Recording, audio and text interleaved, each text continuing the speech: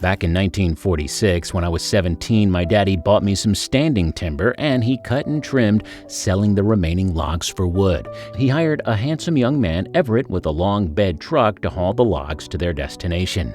Because my 3 sisters were much older and my 2 brothers younger than me, I was often elected to help Daddy with projects like this. He had me drag the trimmed branches to a pile for later disposal. It didn't take long, however, for Everett and me to notice each other. The weather in our part of Illinois had been rainy and the gravel roads were hard to use. Everett's truck got mired in the mud, but he quickly found a way to get out on his own. Dad admired his prowess. I admired his brawn. About that time, the local high school was planning its prom festivities, and although I badly wanted to go, I didn't have any prospects. The prom king had been coaxing Everett to ask a girl so he could join the friend and his date. Everett was somewhat reticent because he wasn't seeing anyone special at the time. A few nights later, during dinner, a big truck drove into our yard. It was customary for the man of the house to go out and greet the person rather than have the driver come to the door, and Dad came back with a grin a mile wide on his face announcing he doesn't want to talk to me. It's Sarah he wants to see. I hurried outside and returned giddy with excitement. I now had an invitation to go to the prom with Everett.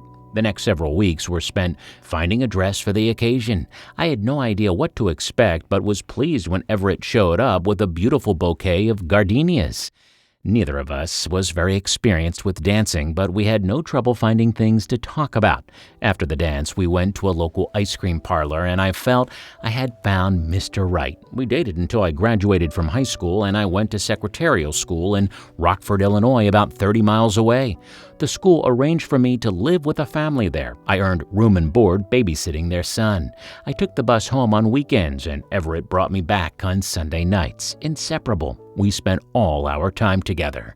Soon, however, I outgrew the school and decided to quit and go to work. I had tasted city life and favored it over the hard work on the farm. The family I stayed with often suggested that I date other boys. I knew Everett was a farmer and no doubt would plan his future around farming. I began meeting new people through work, and as both of us started dating others, our dates grew fewer and further apart. Soon, I found out that Everett married a high school acquaintance of mine. I moved to California with a friend and started work at a loan company. There, I met a young soldier who had recently completed 6 years in the Army and had lived in an area of Illinois close to my home. We were married, but it didn't take long to see my mistake.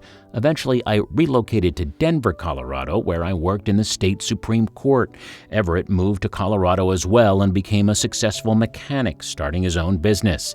He served as chief of the fire department in his area and for many years as a deputy in the sheriff's department.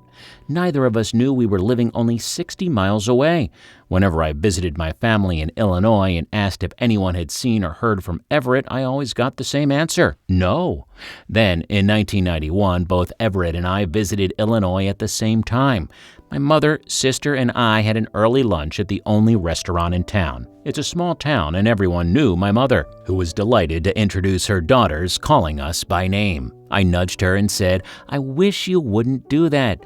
If there's someone in here who knows me, I'd be so embarrassed." Across the aisle came a voice, "Well, do you know me?" "Should I?" "Probably not," came the reply. "Who are you?" I wanted to know. The response, "Everett." The world stood still. Somehow I floated across the aisle and sat down next to him, grabbing his hand. It didn't take us long to go over the past 45 years and renew the same sweet feelings we'd left behind. We exchanged information so we could get together once we returned to our homes in Colorado. Now, Everett is 90 and I am 88. We hope to celebrate our 26th wedding anniversary in September. Did you like the story? Check out our channel for more.